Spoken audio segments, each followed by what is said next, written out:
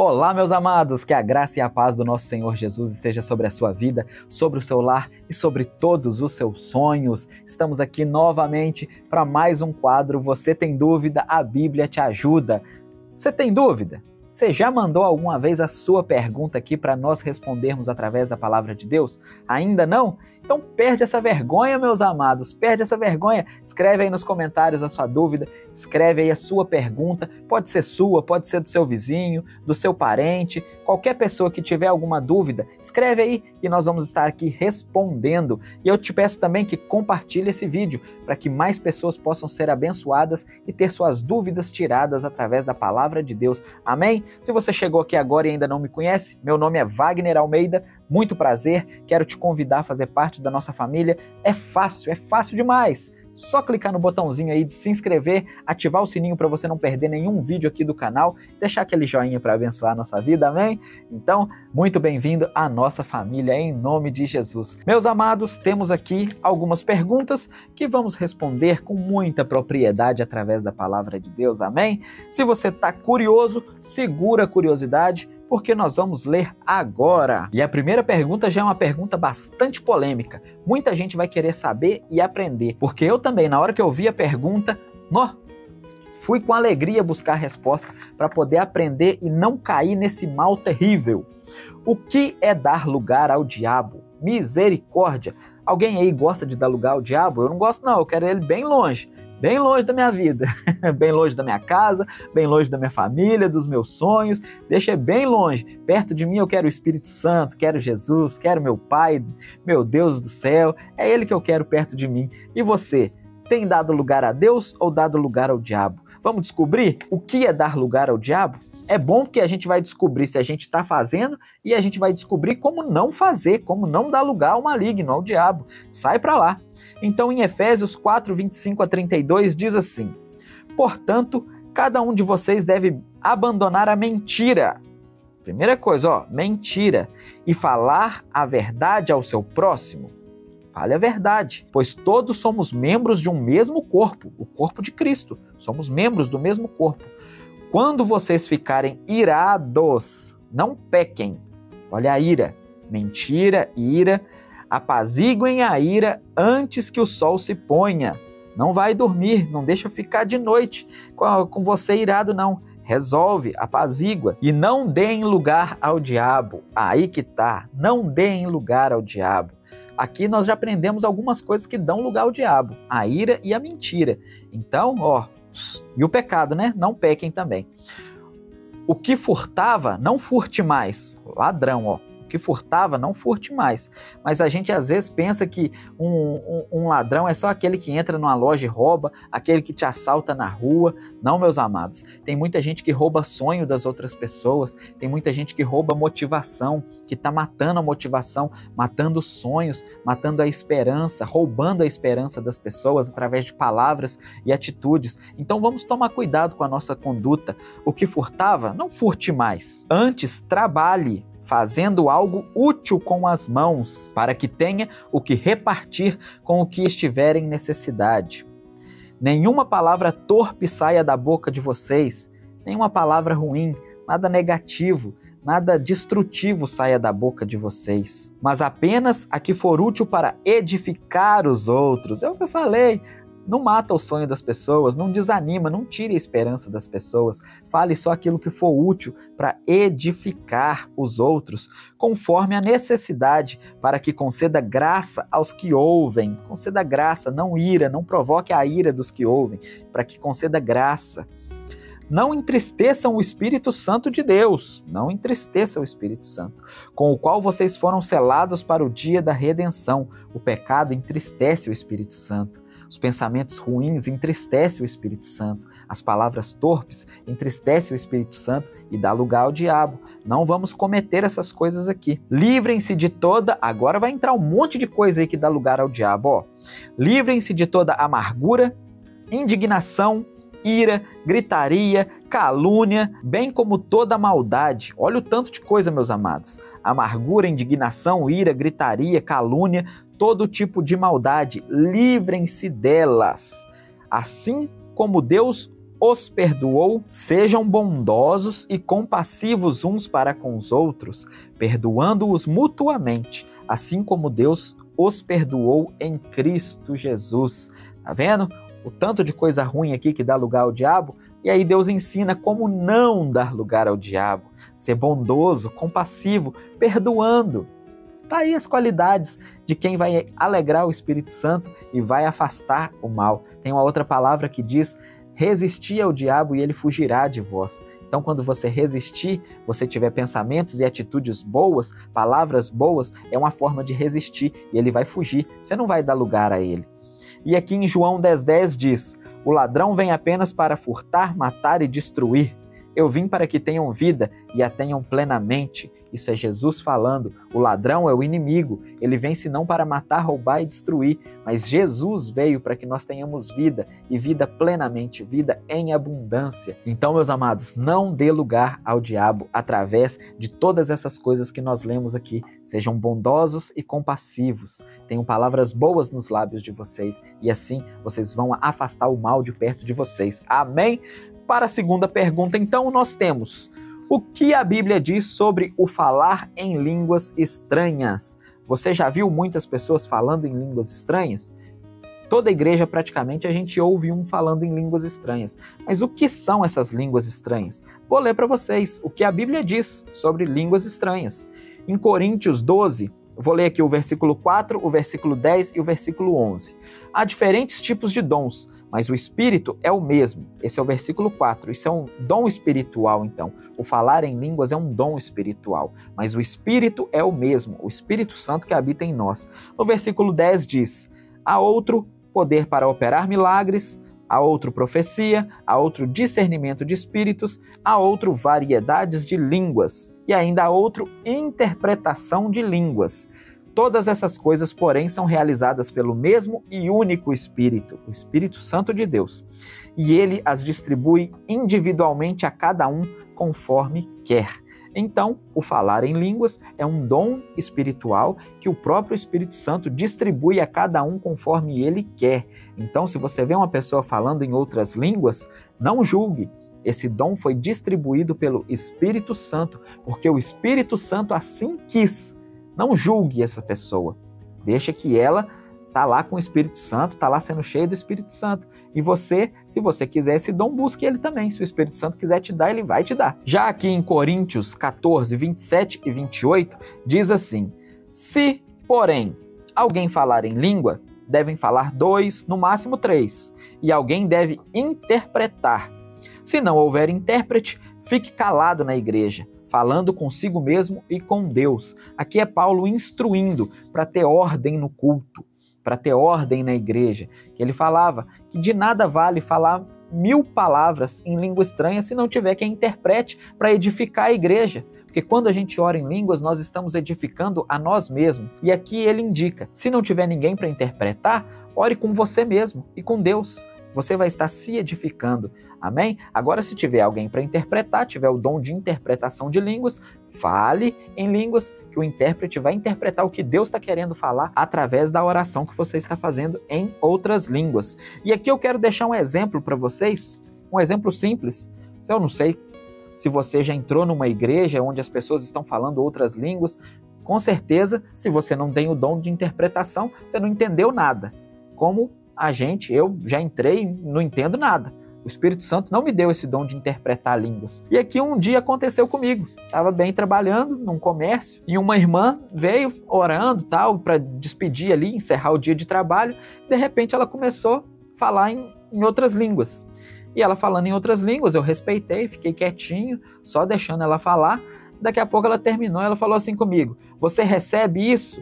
Aí eu pensei assim, não recebo não, porque eu não entendi nada do que você está falando. Eu vou receber o quê? Se ela quisesse que eu recebesse alguma coisa, ela falaria em algo que eu iria entender. Eu não sabia interpretar as línguas, eu fiquei calado.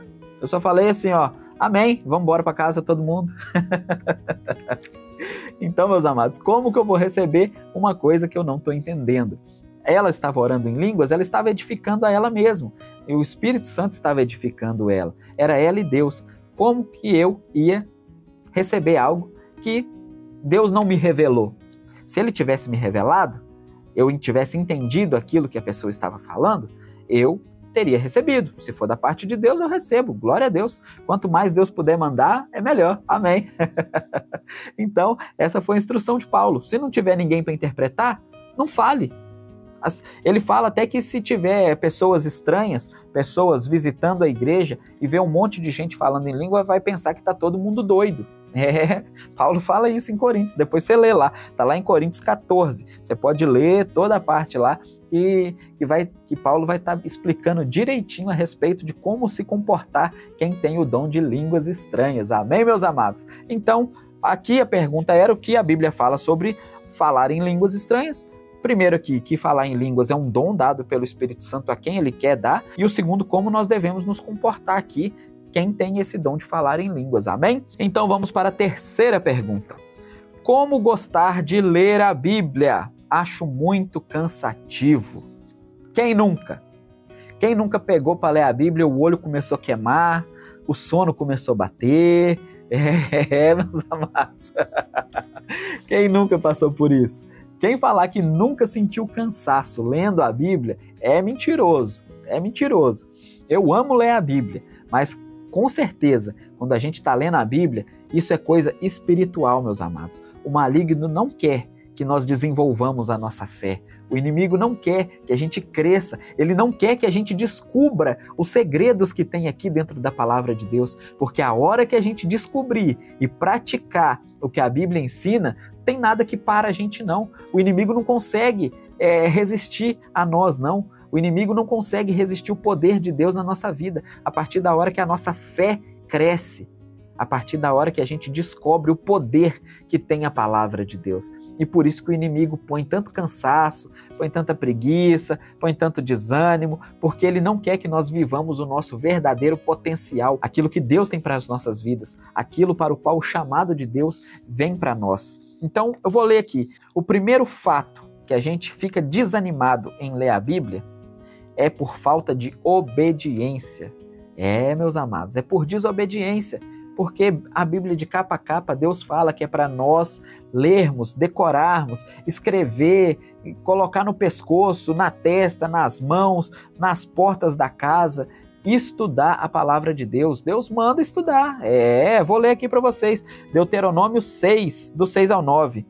Que todas essas palavras que hoje lhe ordeno estejam em seu coração. Como que vai estar no seu coração se você não ler? Primeira coisa, ensine-as com persistência aos seus filhos. Como que você vai ensinar se você não aprendeu? Converse sobre elas quando estiver sentado em casa, quando estiver andando pelo caminho, quando se deitar e quando se levantar. Amarre-as como um sinal nos braços e prenda-as na testa. As palavras de Deus. Escreva-as nos batentes das portas de sua casa e em seus portões. Deus manda fazer isso, Deus que ordenou.